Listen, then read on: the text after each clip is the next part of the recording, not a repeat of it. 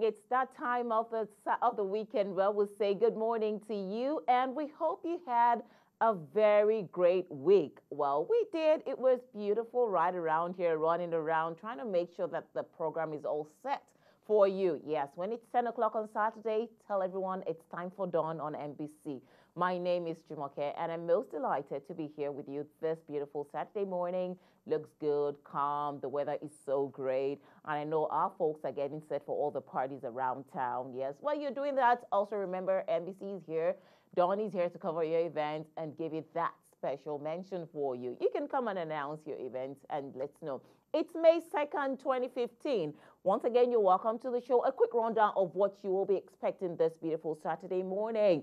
You know, that's a little spice to put your Saturday in the right mood. That's what we'll do right here on Dawn, the African way. So a quick one, we'll give you the headlines review in just a couple of minutes.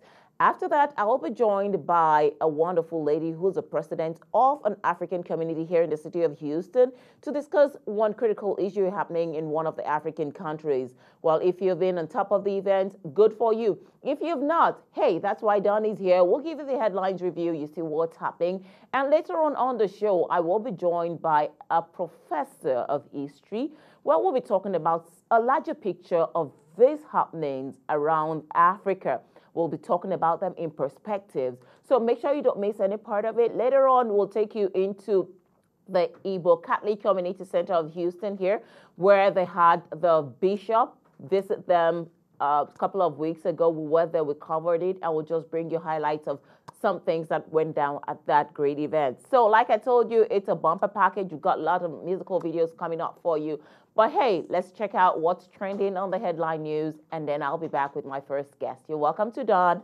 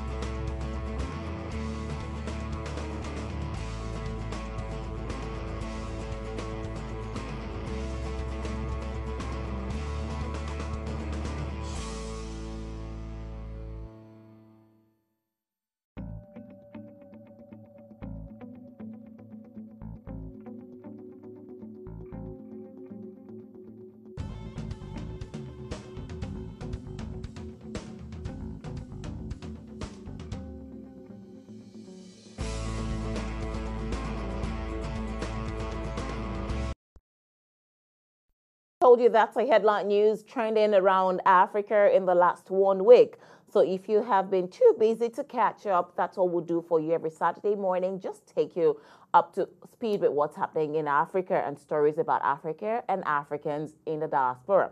So this morning, like I told you, I will be joined by Miss Ella Owimana. She is a legal representative of Burundi Association here in Houston, and she has been in this position since September 3rd, 2007.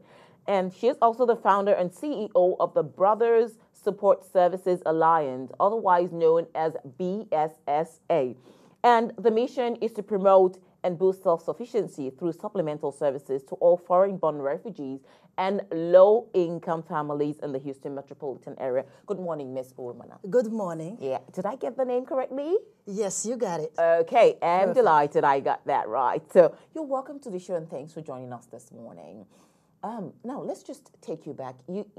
You're aware of what's going on in Burundi at the moment? Yes. When did you hear about this news? When was the first time you heard the news?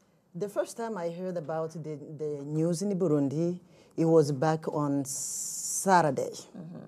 Saturday, that's the date that the president have decided to go for a third term because everybody was waiting for that opportunity to see how everything can be going. Okay, so now let's recount. Just take us back a little bit about, did you ever grow up in Burundi at any point? Oh yes, I was born in Burundi. I grew up there. I studied there. And then it was not until May 1996 that I have to leave my country because I have a scholarship to go to Burkina Faso for studies. And then I left Burkina Faso to come to America, where I just came straight to Houston, Texas. Okay, so now that's just to take, I just wanted people to feel a pulse that you're not far from home. You grew up in this community and you know what it's like back home right now, Yes. what people are going through. So when you heard the news, how did you feel? What was your first reaction? When I heard the news, I felt very sad and especially very shocked. Why? Because in Burundi, we have been going a cycle of civil wars. And here in America and everywhere in the world, we have a lot of refugees who were scattered because of the wars. And then when I heard that, because everybody is scared that another war may start soon because of that, struggle for power, and so I was very shocked that now I even don't have my heart in the place because I don't know what's going on. Now there is a lot of insurrection, everything. There is a lot of chaos in Burundi, as we hear from here. Okay, now, have you been in touch with people back home? What are they saying about this? Yes, I am in touch with people back home. Everybody's scared. Every price is going up. There is no more security. There's no more safety. Schools are closing, especially the university we have there. And actually, everything is paralyzed in the city. At the moment. Okay, so now let's talk about this.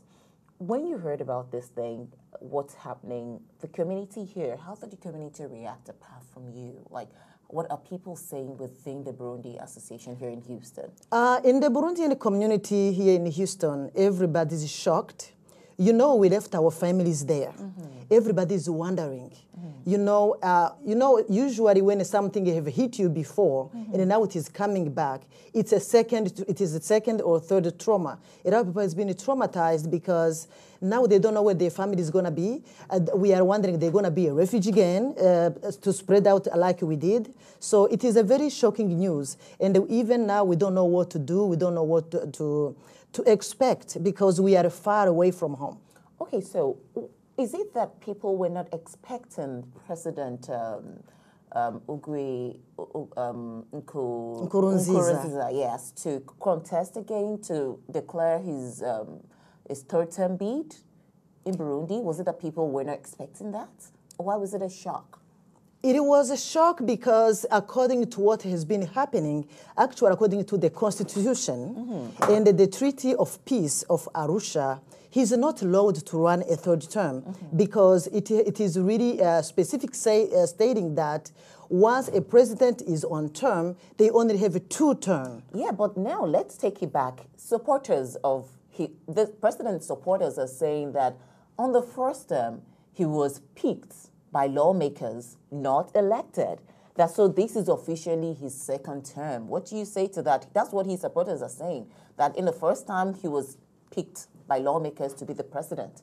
But now he's gone the first time. Now this is his official second term. What do you have to say?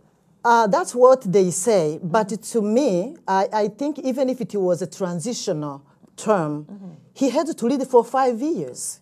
I think that's still countable.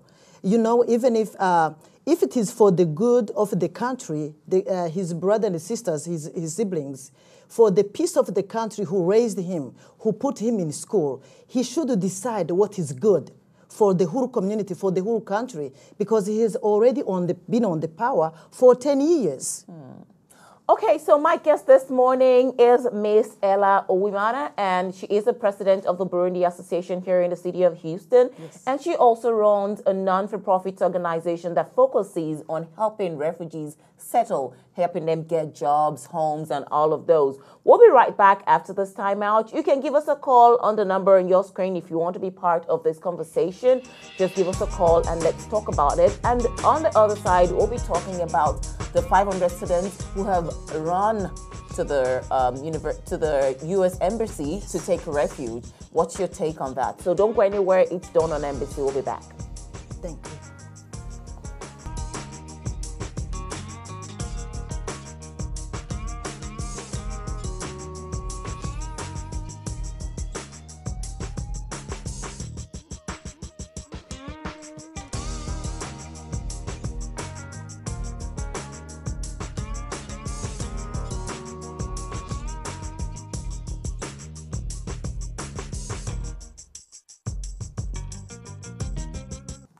All right, you're welcome back, and that's the music of Salif Keita. He is a Malian artist who is well known around the world. Just last year, he was still here in the United States, precisely in Chicago, where he performed at the African Music Festival. And he does this very well. And of course, he is on the news right now again for something good, because Salif Keita with Ladysmith Black Mambazo of South Africa have come together to produce a song against the ongoing xenophobic attack in South Africa, and the song was officially released yesterday, Friday, and the video should be out very soon. And that's saying the power of art. That's just talking about how great art is in helping us unite our world. I still have with me Miss Ella Uwimana, and we're still talking about the ongoing crisis in Burundi. You don't forget the number to call is right there on your TV screen. Give us a buzz. We'll be willing to hear from you. Share your comments and let's talk about this, because this is gradually becoming an ongoing tradition in Africa, right? Yes, yes. Where the leaders do not want to relinquish power. Exactly. And that's the same thing happening right here in Burundi. Yes. The protests, they have already about 2 people killed. 6. Yeah, about 6 people killed at the moment. Good. And of course, we have Hundreds students who have, injured. yes, hundreds injured. We have students who have gone to seek refuge at the United States Embassy right there. And Yes. let's take it up from there. What's your thought on this? The students, the schools are closed, especially the universities, and the students are running right there to the U.S. Embassy to say we're not safe anywhere else. We're just safe right here in front of the embassy. To me, I think if they close the school, especially the universities, they are opening the door to the worst. Because those are the youth are the one who always are behind.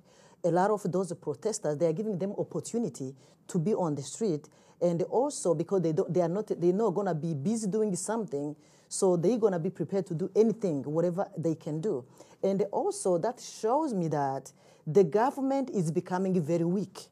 The government cannot protect his own. He cannot assure the safety. So that means the government is doesn't have no more power, no more authority. I think this is a case worse scenario, that they cannot even take care of the children and the youth, because the Burundian or each country, the youth is the country of tomorrow. It's our democracy. So if you cannot take care of the youth, I think everything is just going downward.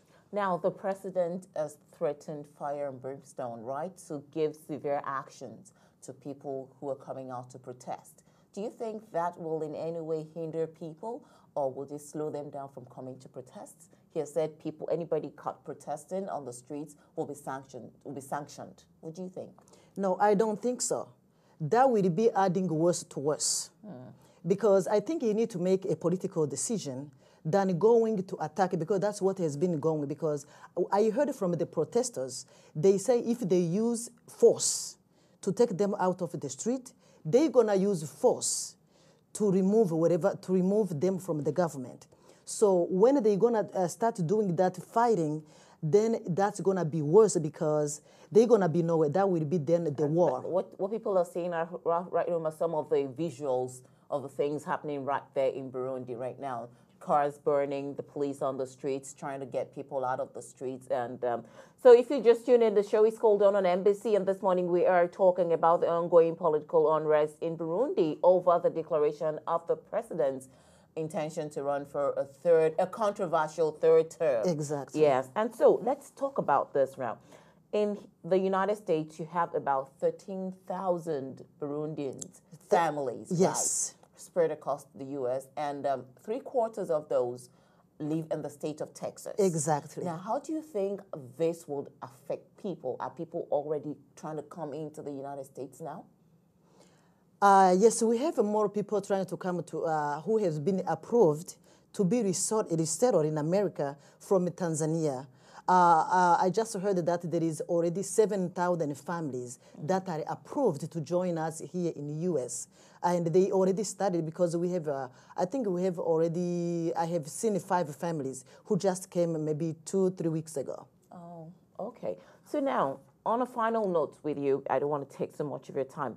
What do you think that the impact of this will be on the people here and the people back home, this ongoing crisis? Where do you think this will end, and what will be the impact on the people? The impact is going to be in the people back home. People are going to be sitting in the they're gonna be poor. Actually, now there is no gas. Everything, life is paralyzed. And that's why our country will never be developed. Because whenever it is time, you know, this president have brought the country from the war. And now if the country goes back in the war, there is no time for development. And what is the impact on our life, people who are here?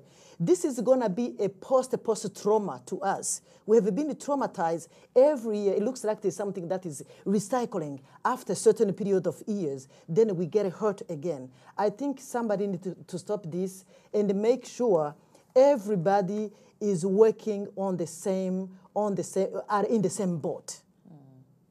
All right. So let me, in a final word from you, what's your message to your community here? I remember you mentioned at the beginning of the show that many of them will be watching, but a lot of them do not, you know, speak English. So you want to speak to them in the, yes, you're free to do that. Oh, thank you so much. Barundi kazi, inshuti z'Uburundi, turi hano muri kino gihugu, n'abari hanze, no basaba kwihangana na cyane gusabira igihugu cacu. Dusabire ibihugu byacu kugira ngo birigire amahoro, kandi umwe wese afite icyumviro ashobora guterera, afashe kugira ngo umukuru w'igihugu yumvira abarundi bamutoye, kuko niyo demokrasi. Democracy is the government for the people, by the people, with the people.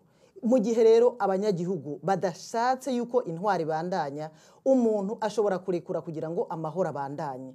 Ubwo rero Barundi mutwumviriza, arabari mu Burundi canke barahandi, iki cifuzo tugihagarare ko aho turi, kandi tube twanasaba abandi bakugira ngo duterere igihugu cacu nticyongere kuja mu ntambara, kugira ngo twongere kwama duhunga twamara intekera ku mutwe mu bihugu vya Afrika. Birateye isoni. Dusaba Imana rero kugira ngo nayo yamituje imbere iturinde, kandi namwe mwihangane, mugire umutima uciye bugufi, cyane musenge kandi musabe, kandi niba cyo dushobora guterera tuje hamwe dutanga interano dufashe igihugu kiri mu ntambara. Murakoze. I would like to invite you guys, everybody, my brethren, and every other people from Africa, that you will support us, you will give ideas to make sure we have a very good democracy in our countries.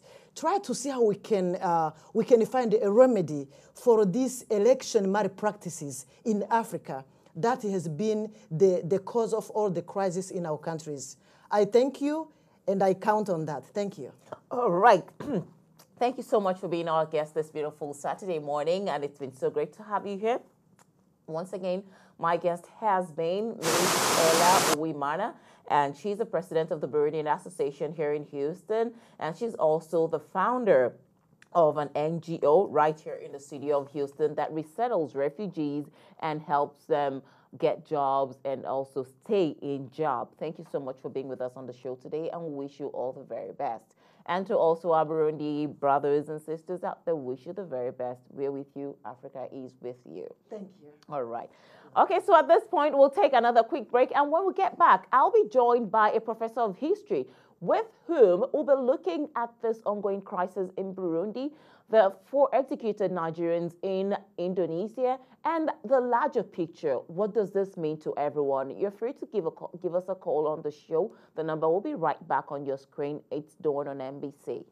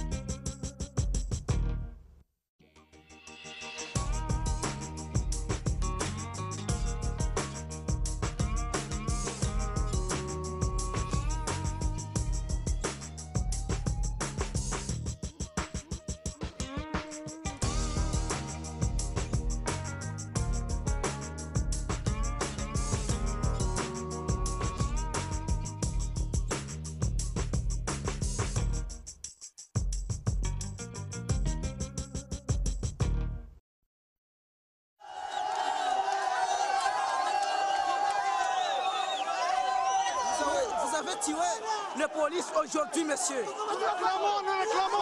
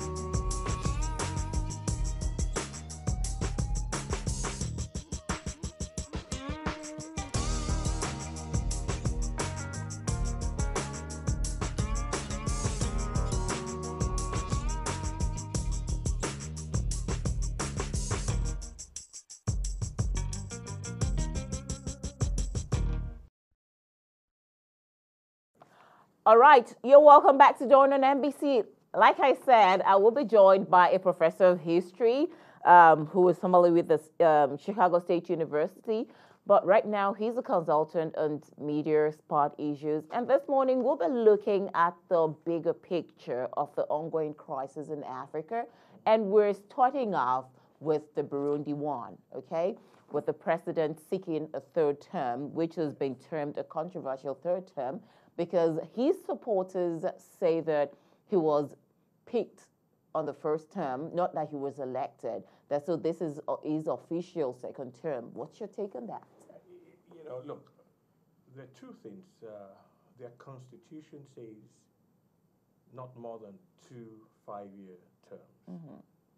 The Arusha Agreement, which helped solve their civil war, Mm-hmm. also said the same thing.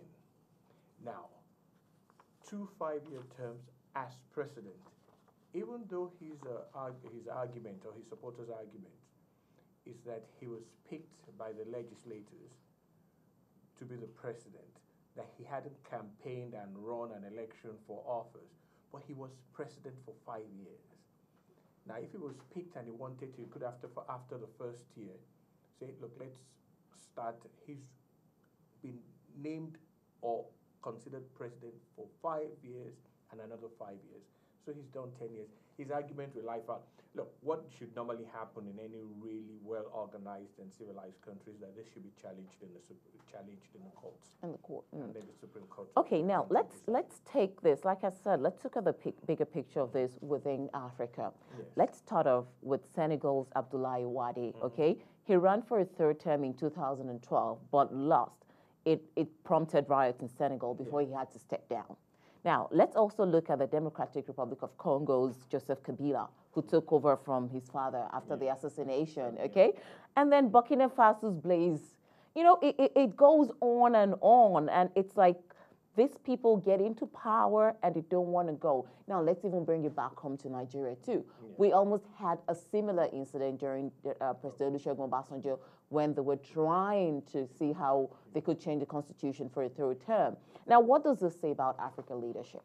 First of all, it's leadership or extension of power is a syndrome in Africa. And that's really because we're not used to rules to govern us, you know. Everybody makes up his own rules as they go. You know, there's no, there's what I call a fear of not trusting a system or an institution. We try to create an institution, a political institution, but we doubt even what we have created, and we want to break it along the lines. I mean, just like you mentioned, I mean, and I'll go back to Obasanjo very quickly. Today, Obasanjo is almost a hero in Nigeria, but here was a man 6 years ago that was on the verge of collapsing Nigeria's burgeoning democracy by trying to get a third term. But he's so we quickly forget these things. In Africa, it's a usual thing. We like power. I mean, the president of Burundi actually says that he's God sent. He's known as a born-again Christian. He actually says he was God sent and that God wants him to continue to rule his people. And I find that pretty fascinating. Like I told you, it's done on MBC. And this morning, we are looking at a bigger picture of what's going on in Africa, in Burundi. And we started off with past leaders. Now, let's also take a look at the likes of Robert Mugabe of Zimbabwe, who happens to be the oldest African president at the age of 90. And, you know, my thought about people who are old, right? When you get to a certain stage in life, people believe that you have become a baby. Someone else is going to be in authority. And there are insinuations already that his wife may likely take over from him when he passes on. And then we also go to Equatorial Guinea, all right? And he's the longest serving president in Africa. And his son is the vice president. And let's go back to what the late Afrobeat king fella said. That, look, said democracy is not meant for Africans. Now, why did he say that? It's because of things like this. Africans were used to the natural ruler syndrome, you know. He was born a king, you know, he's the king of Undo and all that, and all those things are passed down. So, you know, when you have a democracy where you have to either perform or have a limitations to how long you stay in power, it's very confusing to us. And that is why we have this series of leaders in Africa unwilling to leave power. Because, you know, again, you look back at traditionally, you know, we don't have that kind of thing in most of our traditional rulership, you know. You get there, it's either when you die, your son takes over or your brother takes over. It's in a family. And so that's what we're trying to hopefully implement in democracy, which is against democratic norms. And then I ask, can democracy really deliver for Africa? It can. We have to be patient. It's happening in Nigeria. Nigeria probably would have, I mean, to me, should have been the toughest place where, you know, you can really change government because, you know, but we've done it. And look, I had written in a column, I mean, well before our election that when it happens in Nigeria, the next country that I'm looking towards for it to happen is South Africa. The ANC is not performing. The ANC is having problems. South Africa is actually going down under the control of ANC for about 20 years now. So there has to be a change in South Africa. through the political process. And that's what we're waiting for. So South Africa is really the next major African country that we're waiting to see the democratic process really grow. That's food for thought for all of us right there. It's done on MBC right now. We'll take a quick break. We'll take another break, and I'll be back with Professor Omo Osage. And this time around, when we'll come back, we'll be talking about the Nigerians who were executed alongside other nationalities in Indonesia. What's your take on that? It's been a controversial issue. There are talks about strained relationship between countries that are affected. So it's done. Don't go anywhere. Join us on the other side.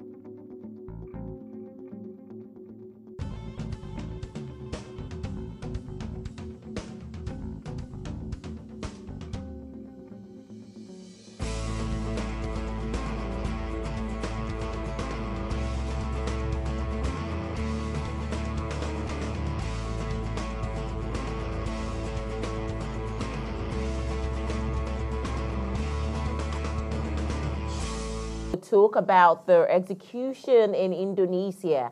And, Professor Mosage, let's take a look at this, from the human point of view first, before we start going, is it the legal part and the international relations aspect of it? How would a normal human being feel when you know that someone is going to be sniffing life out of you on a date? Look, it's sad. It's really sad. But again, countries live by rules. And that's a country that has taken the issue of drug peddling or whatever to the highest level. I might not agree that I think that is the best possible judgment or punishment for that offense, but that's their rule. That's what they want to do. That's what they've decided to do. So these people are not the first people they are killing. The report tells us they still have about over 100 on their death list, to be punished by death for drug peddling. Now, and there are a lot of countries in that Southeast Asian part and that's what they do. Now, we might not like it, but it's a punishment for an offense. An offense. Okay, let's take it from there now. We say it's a punishment for an offense. Good. Yeah. But countries try to step into this. Australia sent a high envoy to them. Nigeria also tried to play because we had 4. I think we had the highest number of citizens who were executed in this first time. Exactly. And I think people also need to know that it wasn't a rush-hush kind of thing. These were people who have been standing trial as far back as 2005. Yeah, 10 years, 15 years. Yeah, 15 years trial. And then at this point, when countries woke up to this and started sending their envoys to say, okay, what can we do? Don't you think this may cause a strain in relationships between Indonesia, Australia, Brazil, and Nigeria, the countries affected? Look, when we say a strain, it depends on what you do with that country. Australia and Indonesia, for Australians, Indonesia is really more for tourist destination for them. That's probably what they have most going for them in relationship. A lot of Australians go to spend a lot of vacations in Indonesia. Nigeria and Indonesia, very little goes on between both countries. As far as I know. But again, it's not about a strained relationship. It's about, this is what they do. I don't know what we have the death penalty for in Nigeria, but I want to believe that if we have a foreigner that's on death row in Nigeria, will carry out the same punishment. If we can kill our own people for the same crime, if you make the mistake or you commit the offense in Nigeria, we'll have to do the same. And this has happened before in the era of the, Yeah. while the newly elected Yes. president Yeah. was a military head of state, right? Yes. We did, I think we executed 3 young men at that time. I mean, look, at that time, the only problem people had with it was that the law was backdated, I think, for 1 or 2 of the young men that were executed at that time. And just like it has happened now, a lot of countries came out to plead on their behalf. Not necessarily because they were their citizens, or because it was that a lot of people saw that you can't use a backdated law which carries such a harsh punishment as death on people that when they committed the crime, it was not a death penalty. That was really the issue at that time. Okay, so how do you think this may affect Indonesia's perception, the look, what people think about them in the long run? I don't think it has much to do. Look, if you want to visit Indonesia, I think where they have that famous seaside resort, Bali, out there in Indonesia, look, people will still go there. Look, how many people are drug pushers, If I want to go to Bali, I'm not thinking about drugs and all that. But as a rule, I try not to go to countries where I don't speak the language, because I always feel that language is a heavy impediment, especially when there's trouble. So I visit England, and I go to Ghana. To places where you understand their Yes. language. Okay, Professor Mosage, that's the much you could take with you this morning. I'm so grateful you joined us. We're very appreciative. And if you would say in the last word to Nigerians or to our viewers, what would you say about the ongoing crisis in Africa? Look, again, Africans need to create and believe in an institution. If it's a democratic process, let's stick with it. We can't continue to try to change it on our own personal whims, It happened in Ivory Coast with Laurent Gbagbo that wanted to sit in power after he lost an election. I mean, you ran an election the first time you won. You took over power. When you lost, you refused to go. We can't keep doing things like that. It makes us look bad, not just to the outside world, even to our own people. We are starting to grow as a people. The maturity of a process is something we must believe in and let it work.